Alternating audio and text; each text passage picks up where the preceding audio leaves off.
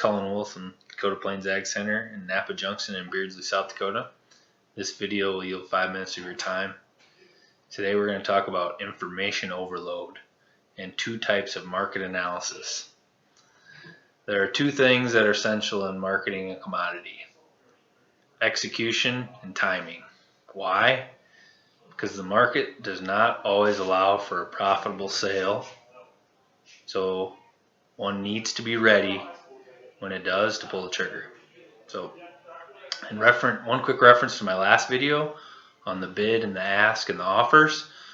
I received a 30,000 bushel corn offer off the March futures. I want to thank that farmer, and I want to congratulate him for taking a proactive approach to his marketing. He's ready to execute if the market achieves his goal. That's the name of the game in grain marketing: execution, execution, execution. So if you haven't sent me an offer or given anybody here an offer at a profitable level, do so. So I get feedback from growers that there's so much information out there that they don't know who to believe or which information to take into account. According to visualcapitalist.com, we receive 5 times as much information today as we did in 1986. We consume 100,000 words of information in a given day. We are in the information age, and our problem is not receiving information, but choosing which information to consume.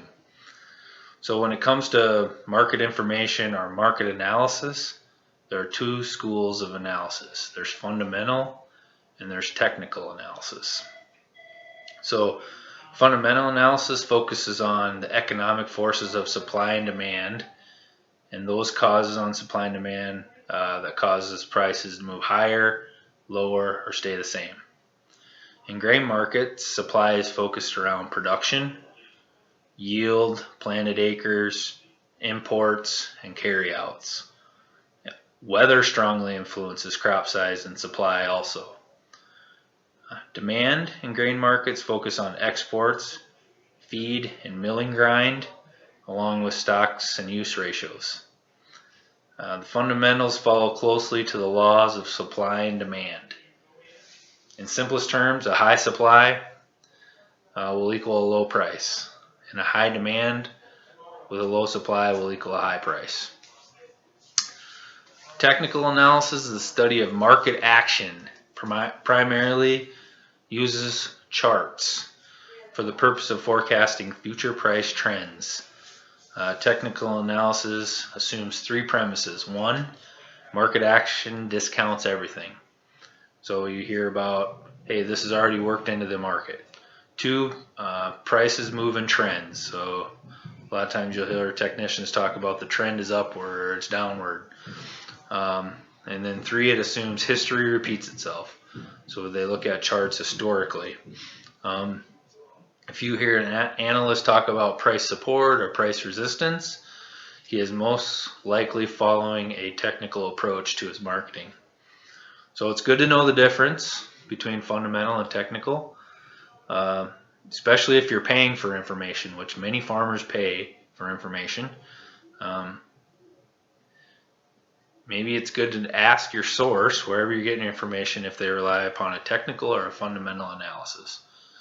I am not advocating that either approach is correct, and I even suppose that there is a need for both on the farm. So, for the record, it's not my role as a grain buyer to predict price.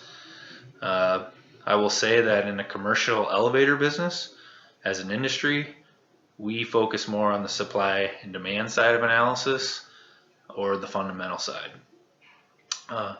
My challenge to you today is, if you are paying for information, ask your resource if they rely more on fundamental or technical analysis.